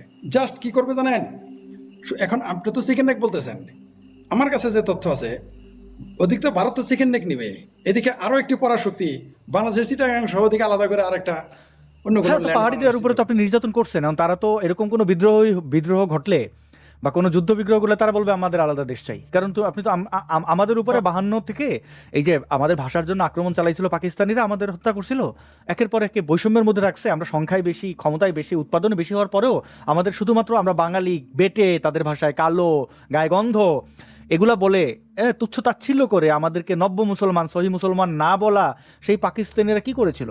আমরা তো আলাদা হয়ে গেছি, বিদ্রোহ করেছি, তো পাহাড়িরা কেন বিদ্রোহ করবে না? তারা তো বলবে আমাদের আলাদা ল্যান্ড চাই। আপনি যে এই চন্দ্রনাথ মন্দিরে বলবেন যে এটা মসজিদ বানাবেন, তো কেন ওইখানকার মানুষজন আপনাকে বিশ্বাস করবে? শুধু ওইটা না তো, মানে এরা তো এটা তো আছে। আপনি আরেকটা মনে করিয়ে দিলেন, এটা তো একটা সম্ভাবনা থাকলোই। তার চেয়ে বিপজ্জনক যেটা, মানে পরাশক্তিরাই চাচ্ছে। আমার কাছে যে তথ্য আছে, আমি কিন্তু আওয়ামী লীগ ক্ষমতায় থাকতে 6 মাস, মানে আওয়ামী লীগ যখন ক্ষমতায় তার 6 মাস বা 7 মাস 8 মাস আগে একটা ভিডিও করেছিলাম। সেখানে আমি বলেছিলাম, তখন যেহেতু আমি অখ্যাত মানুষ, হতো আমার ভিডিও দেখে না, সেখানে আমি বলেছিলাম যে এইখানে একটা আলাদা ভিন্ন দেশ গঠন হচ্ছে, এবং আমার কাছে সুনির্দিষ্ট তথ্য আছে, এগুলো বলছিলাম, এবং এটা বিশেষজ্ঞদের কাছে শুনে আমি বলছিলাম। তখন আমি অত গুরুত্ব দিই না, আমি নিজে বললেও অত গুরুত্ব দিই না এগুলো, কিন্তু এখন দেখলে সত্য। আরেকটা দেশ বাংলাদেশকে, আসলে বাংলাদেশ এখন হয়ে গেছে গণিমতের মাল, টোটালি গণিমতের মাল বানিয়ে ফেলেছে। কে যে কখন কোন জায়গা থেকে কি নিয়ে নিবে, এটা আমরা যারা দেশপ্রেমিক, বাংলাদেশকে ভালোবাসি, বাংলা ভাষাকে ভালোবাসি, বাংলা সংস্কৃতিকে ভালোবাসি, তাদের জন্য সমস্যা। এই যে যারা পাকিস্তান বাহিনী, হানাদার বাহিনীর দালাল ছিল, এরা তখন আমাদের চেয়ে বড় দেশপ্রেমিক হয়ে যাবে, যারা ভাঙবে তাদের পক্ষে চলে যাবে এরা। আমরা জানি দালাল আজীবন দালাল থাকে, তারা তো দেশপ্রেম নেই। মানে সৎ মার কাছে যদি সন্তান টুকরো হয়ে যায়, আসে না, আপন মার না, যে নিজে জন্ম দিয়েছে তার জন্য না কষ্টের। আপনি চাবেন যে আমি চাবো আমার সন্তান যদি হয় সেটা যে কোনো মূল্যে বেঁচে থাকুক, কিন্তু যে সৎ, মানে যে তার মা নয় বা বাবা নয়, সে তো কি হলো সেটা দেখবে না। তো এরা তো দেশকে ভালোবাসে নাই, জামাত পাকিস্তানকেও ভালোবাসে নাই, এখন বড় পাকিস্তান প্রেমিক হয়ে গেছে। বাংলাদেশ সৃষ্টিতে জন্মেতে বিরোধিতা করছে, এখন বড় বাংলাদেশ প্রেমিক হয়ে গেছে। এগুলো তাদের সঠতা। শুনেন, ধর্ম হলো তাদের ভণ্ডামি। আমি সর্বশেষ প্রমাণ যেটা আপনার সামনে তুলে ধরবো, আমি জানি না আপনি এটা ভিডিও করেছেন, আমি আর 1 মিনিট সময় মানে নিলাম আপনার কাছে বেশি অপ্রাসঙ্গিক একটা বিষয় তুলতে। আপনি দেখেন, ভারতের নূপুর শর্মা যখন মৌলবীদের কথাটা, হাদিসের কথাটাই বলেছিল, তখন কি করলো, তার মন্ত্রিত্ব গেল, তার রাজনৈতিক পদ গেল, এমন কেটে খুনোখুনি হলো সারা দেশে। কিন্তু আমেরিকাতে যে কোরআন পড়ে দিল, আসাদ নূর কোরআন পড়েছিল বলে বাংলাদেশে হয়ে গেল। আচ্ছা, আমেরিকা, মানে অনেকে বলছে আমাকে, আমি জানি না, এই দেখেন মিথ্যা একটা তথ্য আমাকে দিছে, আমি আপনাকে জিজ্ঞেস করছি আসলে, আমাকে বলছে আপনি নাকি কোরআন পড়ছেন, আমাকে বলেছে। কারণ আমি হুমকি দিয়েছিলাম, জাফর ইকবালের বই পড়ানোর ওরা উৎসব করেছিল এই 5ই আগস্টের পর। মানে এরা কিন্তু একটু ক্লিয়ার করি ভাই, এদের উদ্দেশ্য হচ্ছে যে জাফর ইকবাল দিয়ে শুরু করবে, তসলিমা নাসরিন, হুমায়ুন আজাদ, আরজালি মাতুব্বর, সকল প্রগতিশীলদের বই ওরা পুড়িয়ে ফেলবে, কারণ ওরা পোড়াপুড়িতে বিশ্বাস করে। তখন আমি বলেছিলাম যে মামা এই কাম করলে কিন্তু আমি কোরআন পড়াবো, তখন ওরা থেমে গেছে।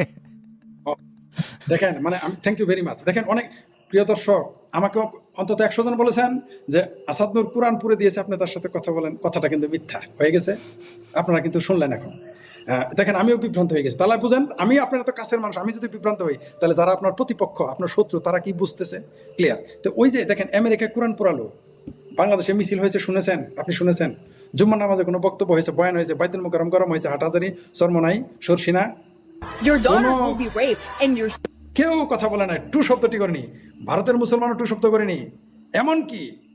এমনকি এই যে পাকিস্তান ইসলামী প্রজাতন্ত্র, ইসলামের দেশ, পবিত্র দেশ, সেই দেশেরও কিন্তু একটা মিছিল হয় নাই। তাহলে কি বোঝা গেল? যে কোরআন কেবল ভারতে কিছু ঘটলেই তারা আন্দোলন করবে, অন্য কোনো জায়গায় হলে হবে না। তার মানে কি? এরা হলো মুসলমান, হলো ভণ্ড। তারপর এবার আমি মানে মুসলমানদের ভণ্ডামি নিয়ে আমার একটা মিনিমাম একটা ধারণা ছিল যে আমি বোধহয় ভুল বুঝতেছি, কিন্তু এই কোরআন পড়ানোর ঘটনা নিয়ে প্রমাণ হয়ে গেছে যে বাংলাদেশ, ভারত, পাকিস্তানের মুসলমানরা আসলে ভণ্ড। তারা ভারতের গন্ধ না পেলে, ইসরায়েলের গন্ধ না পেলে তাদের অনুভূতি জাগে না। দেখেন একটু শব্দটি নাই। কোথায় চরমনায়ের পীর, কোথায় মামুনুল, কোথায় ল্যাংটা সুলেমান, কোরআনের পাখিদের প্রিয় ব্যক্তি ল্যাংটা সুলেমান কোথায়, তার চামচারা কোথায়? নাই, কেউ নাই এখন। কেন নাই? কারণ হচ্ছে আসলে এরা ভণ্ড। এদের ধর্মকে ব্যবহার করে রাজনৈতিক কারণে, কোনো কারণ নেই। কথা ক্লিয়ার? তবে আমি খুব চিন্তিত, আপনি যেটা বললেন, ওই যে বলেন মামু তোমাদের কিন্তু কপালে শনি আছে। তা আমি বলতে চাই, আসাদের শুধু মামুরা না, ফরিদের মামুরা, খালুরা, চাচারা, সবার কপালেই দুঃখ আছে, বলি বিশ্বাস করে না।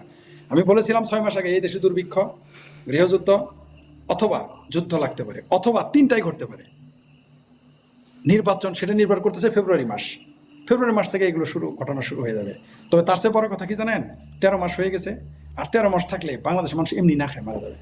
ভাই আজাদ নূর সাহেব, কত মানুষ যে আপনাকে টাকা দিয়ে বাঁচাইতে হবে, যারা আপনাকে খুন করতে চায় নাস্তিক্যবাদ প্রচারের জন্য, বা আপনি নন রিলিজিয়াস হওয়ার জন্য। যখন আপনি শুনবেন না খেয়ে আছে, আমার ধারণা তখন আপনি অ্যাক্টিভিজম বাদ দিয়ে কাজ করবেন, কাজ করে কামাই করে তাদের জন্য পাঠাবেন। আমি জানি এটা আপনি করবেন না দেখেন, করতে হবে। কয়জনরে বাঁচাবেন? একটা মানুষ কাজ করলে সারাদিন যদি মানে ওভারটাইমও করা হয়, কত $5-6 এটা দিয়ে আপনি কি করবেন? মানে কয়জনরে দেবেন? এটা সম্ভব হবে না, এটা প্র্যাকটিক্যাল না। আর একটা জিনিস কি, আমি যেটা বুঝতে পারি, ভারত কখনো বাংলাদেশ দখল করবে না, কোনো কারণে না। তারা যেটা করতে পারে, বড়জোর বিদ্রোহীদের সাহায্য করে টুকরা করে দিল। মানে দেখা গেল যে এই যে উত্তরবঙ্গটা, ওই যে চিকেন নেক যেটা বলা হয়, এর আশেপাশের দিনাজপুর টুর এই জায়গাগুলো একটা পক্ষরে দিয়ে দিল। আবার এই যে চট্টগ্রাম দিয়ে দেবে পাহাড়িদের নিয়ন্ত্রণ, তারপর হয়ে যাবে বাংলাদেশটা হয়ে যাবে একটুক। তখন বাংলাদেশের ঢাকাকে কেন্দ্র করে ময়মনসিংহ বিভাগে ঢাকা নিয়ে যা থাকে, ওই চিটাং ওটা আরেকজন নিয়ে নেবে, চাইনা মার্শাল্লাহ গ্রেপ করবে। তখন ভারত যদি চিকেন নেক বানায়, চিকেন নেকের এলিফেন্ট নেক বানায়, তো চাইনা ওইখানে এসে চিটাগাঙ্গে মোটামুটি তখন ওটা তিমি চায়নার সাথে তো মিয়ানমার এলাই, হ্যাঁ ওইটা বলবে আরাকান রাজ্য। হ্যাঁ, আরো এখানে সমস্যা হলো, এটা হলো তো আপনি জানে বসলেন, নিয়ে নিল শেষ। মানে আপনার দুই বিঘা জমি নিয়ে গেল। সমস্যাটা কি জানেন? আরেক মন্ডল তো বসে আছে আমেরিকা, সে তো কবো এরা দুইজন নিয়ে গেল, আমি কি করতাম? তখন তো ঝামেলাটা বাজবে, ঝামেলাটা তো তখন শুরু হবে। যেহেতু চ্যাপ্টার ওরা খুলছে, শেষ ওরা করবে, আমরা দেখবো। আর দেশের যা কিছু হবে এটার জন্য হিসাব রাজাকারের বাচ্চাদের কাছ থেকে বুঝে নেবো। আমরা 1971-এর হিসাব যতটুকু পেরেছি বুঝে নিয়েছি, এবারও ছাড় হবে না। আর ইন্টারনেটের কল্যাণে আমরা সব কিছু তো দেখতে পাচ্ছি, আমরা দেখি ওরা কত দূর যেতে পারে, এতটুকুই। এবং মুক্তিযুদ্ধের পক্ষের শক্তি যেভাবে ঐক্যবদ্ধ হচ্ছেন, মানে দেশ পুনরুদ্ধারে এই রাজাকারের বাচ্চাদের কাছে যেহেতু এখন দেশ, তো সেই পুনরুদ্ধারের চেষ্টা অব্যাহত থাকুক। শেখ ফরিদ ভাই, আপনাকে অসংখ্য ধন্যবাদ আমাদেরকে আলোকিত করার জন্য। আমাদের অনেক বড় একটা সংখ্যার দর্শক আমাদের দেখছিলেন, যারা সম্ভব হলে একটু শেয়ার করবেন। এবং এই যে আওয়ামী লীগ ক্ষমা চায় না, ক্ষমা চাওয়া না চাওয়ার ব্যাপারটা কি, আসলে ক্ষমা চাওয়া উচিত কিনা আওয়ামী লীগের, কেন আওয়ামী লীগ ক্ষমা চাইবে, এই বিষয়ে ইশতেহারের আমরা একটা বিশেষ ভিডিও আপলোড করেছি। ক্ষমা না চেয়ে শেখ হাসিনা কি ফিরতে পারবে? থটকাস্টের 17তম পর্ব, এটা আপনারা দেখেন। ইদানিং বাংলাদেশের রাজনীতিতে অনুতাপ, অনুশোচনা আর ক্ষমা নিয়ে প্রচুর কথাবার্তা হচ্ছে। পুরো জাতি বুভুক্ষের মতো বসে আছে একটুখানি অনুতাপ, হালকা অনুশোচনা আর মোটামুটি মানের একটি ক্ষমার আশায়। ভুলের জন্য ক্ষমা চাওয়া ভালো কাজ, আমাদের প্রত্যেকেরই উচিত নিজ নিজ ভুলের জন্য ক্ষমা চাওয়া। আর জাতীয় পর্যায়ে ক্ষমা চাওয়া তো আরো ভালো কাজ। মাত্র একবার ক্ষমা চেয়ে পুরো জাতির মনের কষ্ট লাঘব করা যায়, বেদনা মুছে ফেলা যায়। কিন্তু সমস্যা হচ্ছে, আমাদের দেশের জাতীয় পর্যায়ে ক্ষমা চাওয়ার ঘটনা একেবারেই ঘটে না। অথচ এই জাতির সঙ্গে সবাই, মানে সবগুলো রাজনৈতিক দলই অন্যায় করেছে, প্রতারণা করেছে, বেইমানি করেছে। অন্যায় আর প্রতারণার এই প্রতিযোগিতা থেকে বাদ যায়নি পুলিশ, সেনাবাহিনী, আমলাতন্ত্র, বিচার বিভাগ, সংবাদ মাধ্যম, শিক্ষালয়, সাংস্কৃতিক প্রতিষ্ঠান, এমনকি বেসরকারি উন্নয়ন সংস্থাগুলো। এরা সবাই যে যার মতো করে আমাদের কপালে হাতুড়ি পেটা করেছে, আমাদের ভাগ্য নিয়ে তামাশা করেছে। কিন্তু কেউ কি কখনো ক্ষমা চেয়েছে? ক্ষমা তো দূরের কথা, ন্যূনতম অনুতাপ বা অনুশোচনাও দেখায়নি কোনোদিন। বরং তো এই ভিডিওটি পুরোটা দেখার জন্য আমি এখানে লিংক দিয়ে রাখলাম কমেন্টে এবং ডেসক্রিপশনে, আপনারা পেয়ে যাবেন, আপনারা দেখে নিতে পারেন। শেখ ফরিদ ভাই, আপনাকে ধন্যবাদ জানাই, কৃতজ্ঞতা যে আমাদেরকে আপনি সময় দিয়েছিলেন। অনেক ভালো থাকবেন। ধন্যবাদ। জি, ভালো থাকবেন। জি শুভরাত্রি। জি, প্রিয় দর্শক, থটকাস্টের এই যে ক্ষমা নাচে হাসিনা ফিরতে পারবে, এটি আমি কপি পেস্ট করছি, কপি পেস্ট করে দিয়ে রাখছি। আপনারা এই জামাত তো আজও ক্ষমা চাইলো না। তারা তো বলে মুক্তিযুদ্ধে তাদের অবস্থান সঠিক, বরং তারা উল্টো দাবি করেছে শিবির যে মুসলমানরা ভুল করে মুক্তিযুদ্ধ গেছে, ক্ষমা তো চায় না, চুরি পে চুরি ফের বেশি না চুরি। তারাই আবার বলতেছে শেখ হাসিনা কেন ক্ষমা চায় না। উদ্ভট, মানে ডাকাইতে কইতাছে যে ওই যে না বলে টাকা নিছে সে কেন মাপ চায় না, বিষয়টা এরকম আর কি। জি, এটা আসলে দুর্ভাগ্যজনক, মানে দুঃখজনক যেটাকে বলা যায়। যাই হোক, প্রিয় দর্শক, আমি লিংক দিয়ে রাখলাম, আপনারা চাইলে ডিসক্রিপশন থেকেও দেখে নিতে পারেন এবং কমেন্টে তো দিয়ে রাখলাম। অনেক ভালো থাকুন, সবাইকে আবারও শুভেচ্ছা, শুভরাত্রি। বাংলাদেশ এবং ভারতের দর্শক এবং পৃথিবীর অন্য যে জায়গা থেকে দেখছেন তাদের স্থানীয় সময় অনুযায়ী